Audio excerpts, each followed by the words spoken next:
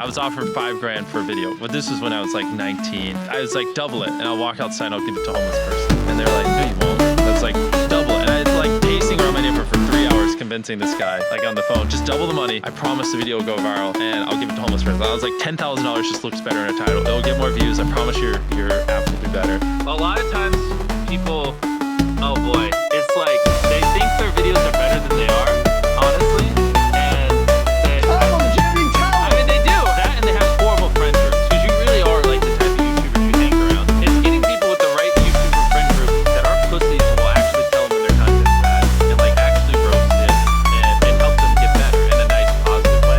Basically, what I did was I somehow found these other like 4 lunatics. 3 of us were college dropouts. One was a high school dropout, and one, I don't know, he just like quit his job. We were all super small YouTubers, and we basically talked every day for 1,000 days in a row and did nothing but just like hyper study like what makes a good video, what makes a good thumbnail, what's good pacing, like how to go viral. We would just get on Skype every morning, and like some days like I'd get on Skype at 7 a.m. and I'd be in the call until like 10 p.m. and then I'd go to bed and I'd wake up and I'd do it again. We'd do things like take 1,000 thumbnails and see if like there's a correlation to the brightness of the thumbnail to how many views it got. Imagine a world where it's just you working solo and you work 12 hours a day every day for like a year, and you're just grinding, you make a mistake, you learn from it, you grind, you make a mistake, you learn from it, and you do that for like a year. And imagine a different world where you have 4 friends who are also equally grinding in something similar. Friend number 1 makes a mistake on Friday, he teaches the other 4 people. Friend number 2 makes a mistake the next week, teaches everyone. And then like you're all learning from each other's mistakes, you're all constantly studying 24/7 and downloading each other. Like after a year, you're like 2 years ahead of the guy who was just solo. Do you frequently go that far out of your way to capture the thumbnail? Yeah, I mean, of course, everyone should. If people don't click, they don't watch. So you want to give them something to click. Something a lot of people forget is like unsuggested on phones, thumbnails are really fucking small. So like people are editing thumbnails full blown on their computer, and when you shrink it down, you can't see it. We try to fall around above the rest. Anyone can clickbait, but you do actually like deliver on it. We say we put 100 million Orbeez in the backyard, we put 100 million Orbeez in the backyard. Your title and thumbnail set expectations. Like what you're saying is like, I like bananas, and what you need is bananas are the best goddamn food on the planet. Like that's the type of opinion you need. Like you need something like how to get 100 million views on YouTube, or not even that. That's not strong enough. You need something that makes people go, what the fuck? What the fuck did he say in that video? What the fuck? I need to know. At the very beginning of the video, to minimize drop-off, you want to assure them that those expectations are being met. If you're putting 1 million Orbeez in a pool, don't start the video with you shopping for, you know, your mom's birthday present. At the beginning of the video, just say, This is 100 million Orbeez. we're gonna fill this pool and this entire backyard with them. Match the expectations, and then you want to exceed them. So you want to assure people that what they clicked on is what they're getting, and then blow their mind and be like, but you're also getting even more. Anytime you say the word algorithm, just replace it with audience. The algorithm didn't like that video? No, the audience didn't like that video. If I wasn't retaining a viewer, just would it make sense for you to promote it? Why would you promote a 10-minute video that people watch on average a minute and a half? I mean, every video, even the stupid ones, I learned something. You know, and that's something I try to make a very big point of, is like, no matter how bad we mess up, like we sometimes have videos that are horrible, ridiculous, but as long as you learn from it, it's not in the world. Every YouTuber says it. It's like, no one will ever be able to replicate my style. I've got to edit it. But newsflash, someone can. It's actually not as difficult as you think. It was good that I got a really strong foundation on how YouTube works, how the style of videos I wanted and everything before I steal it from people. That makes any sense. I just want to make sure that's clear, because I've seen people try to build the team without foundation and knowing how to do well. I know that if we film this video, it will do well, just because I've spent a decade of my life hyper obsessing over YouTube, and I have a good pulse on it. But if you didn't have that, then you wouldn't know. Like you wouldn't be able to spend $4 million on a Squid Game, because you might lose $2 million, and then you can't pay your people. But of course, yeah, if I didn't have these people, I couldn't do half the stuff. The last like 8 or 9 years, like every dollar I've made, I just spent it the next month in content. And I just did that every single month, and it just kept getting bigger and bigger, and here we are. Since I was 13, there probably hasn't been a single hour that's gone by that I've been awake where I haven't thought about YouTube. Like, I'm just focused on making the best videos possible, period. I don't care about making money, I don't care about time, I don't care about anything. I just want to make the best videos on the planet. Literally all the algorithm does is reflect what the people want to a T.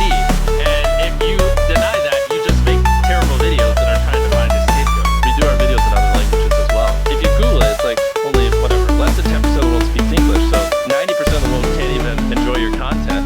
And when I realized that, I was like, wait a minute, 90% of the world can't even watch this stuff. Like we we just started doing this like 6 months ago, and it's crazy like how viral some of these videos Wow, are going. 51 million. In Spanish, the guy who does my dubs is the same guy who dubbed Spider-Man. We managed to convince him. So a lot of those comments are like, why does he sound like Spider-Man? Or is MrBeast Spider-Man? To me, what's important is click-through rate, getting people to click on your video, and then average view duration, average view percentage, or just relative retention, and having them watch it. A lot of creators think click-through rate is just like the title and thumbnail and did they click it, but a lot of it too is did they enjoy your last video? Because if someone watches a video of yours and they loved it, you can bet the next time you recommend it, their chance of clicking is a lot higher. Sometimes we're filming for 3 or 4 days, like 10 hours a day, 30, 40 hours of filming plus months of setup. Whereas most creators probably film for a couple hours of setup per day. Outside of just filming, I mean, we brainstorm video ideas, I mean, relentlessly, hours every day. By always doing all those things, it just distinctively sets it so far apart that it's basically, in my head, it's like, why would you not watch it? Viewers aren't stupid. They can tell when you half ASS, I don't know if I'm allowed to curse, a video, or if you like really put in effort. And like if they can tell you're putting in a lot of effort, they're gonna be more likely to click on future videos. And that snowballs. And because once you build that trust, they get to a point where it doesn't matter what you upload. They just know it's high effort and they just know it's great. And they're just conditioned just to watch because you have a good track record. And so with filming, it's just like trying to make sure we're doing everything we can, no matter how expensive it is, no matter how much time it takes, to make the best video possible. A lot of people would, if they gave 100 grand, they would make a huge deal about it, but we're, sometimes we're just like, yeah, here's 100 grand. Like, thanks for watching, bye. Doing it that way makes it more fun and just more interesting, so I like to keep a little bit of it mysterious, because I think that's what people enjoy. A lot of people aren't willing to put in 10 hours days because they don't like what they're doing. So it's finding what they enjoy, because it is like a long grind. Like you're doing it for years, not months. So if you don't enjoy it, then you're gonna burn out. I just had the blessing of finding what I loved at a young age. So like, because to get to this level, it takes, a decade. Most people don't find what they love till their young 20s, so they'd be where I'm at in their 30s. I just lucked out and found it when I was really young. Living your life chasing like a nicer car and a bigger and bigger box to live in is kind of like a dumb way to go about life. I actually, funny enough, I lived in like a super below average home, and I kind of learned why famous people don't live in below average homes, because someone broke in, stole everything else. And I think I had to get a little nicer house for security reasons, but before I was robbed, I mean, like my place, like a little duplex, $700 a month.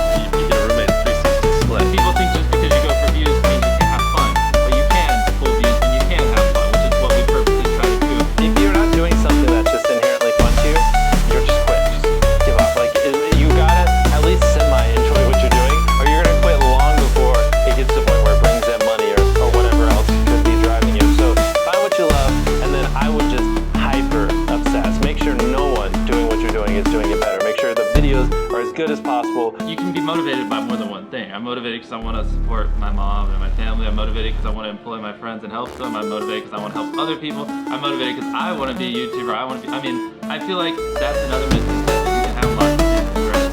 Absolutely. Yeah.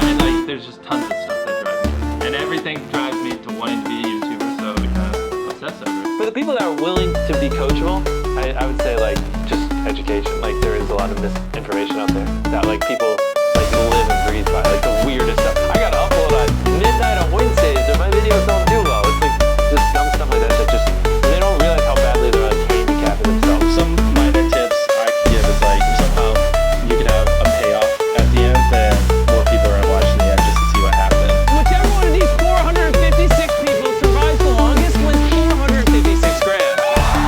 Cut out all dull moments, try not to over-explain things. The camera just sits on me and I'm just talking for 20 seconds. It doesn't hold retention as well as, maybe me talking and other footage popping up. It's much easier to get 5 million views on one video than 50,000 views on 100 videos. It takes way less effort to get 5 million views on one video. Back then, which I think small YouTubers should do, is I would reply to every single comment. And so I think a few people caught on that I would always reply.